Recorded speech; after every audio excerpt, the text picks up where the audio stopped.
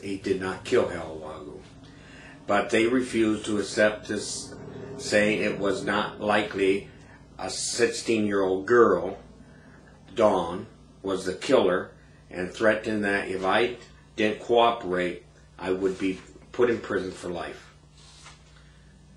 So therefore, their minds were made up that Harry had to be the killer. The detectives and prosecutors told me what they believed probably happened and gave me some idea about possible motives.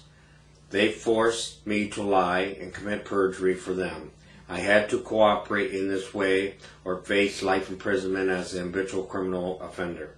The prosecutor would not dismiss the supplemental felony charge for being a habitual criminal offender until I completed my testimony. Only then would I no longer be facing life imprisonment.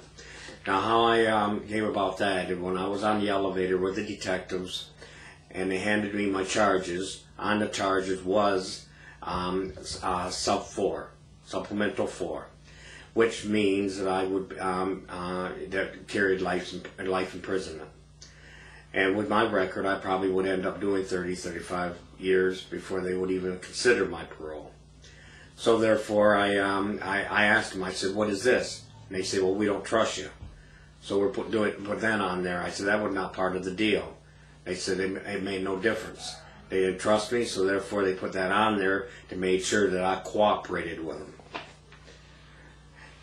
At one point during my testimony at Harry's trial, I felt so bad about what I was doing that I tried to tell the truth and expose the detectives and prosecutors for forcing me to lie. But the detective noticed something was wrong when I stopped my eye contact with them and stopped looking at their signals. That's true. They were trying. I had to keep my eye on them at all times. The prosecutor, all that. The detectives immediately came to grab my arm and pull me off the witness stand as the judge spoke up, asking if I needed a drink of water. Before I could say a word, the detective already had me out of the courtroom into the hallway.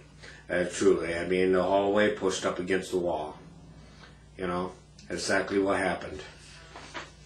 You know, and it was obvious that the judge was allowing the prosecutor and detective to do whatever they wanted with me. So I had little choice but to continue to lie and commit perjury for them. So they threatened me out in their hallway, and they told me that if I don't go in there and say what they told me to say, what they wanted me to say, what they wanted the jury to hear, then therefore I was going to face life imprisonment. And I had a new, like I said, I had a wife that I thought loved me, and I had a newborn son. You know, I would have never lied for them in any way, shape, or form if it wasn't for that fact and that fact alone. You know, and I came forward now because, which I told you earlier, I don't care anymore. I'm not afraid of them anymore. They can do whatever they want with me now. But I want Harry out of prison because he is innocent. He had never killed Halawagu. He didn't even know how many shots he fired. Everything that Carol testified to at Harry's trial, that is my wife, was also a lie to back up my lies. The prosecutor and detective allowed Carol and I to discuss what our stories were going to be way back when we were first taken into custody by questioning.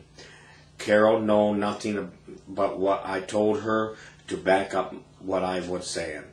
That is true. Carol knew nothing except what I told her, and she said only what I told her to, you know, what the prosecutor wanted her to say, and also what I mentioned.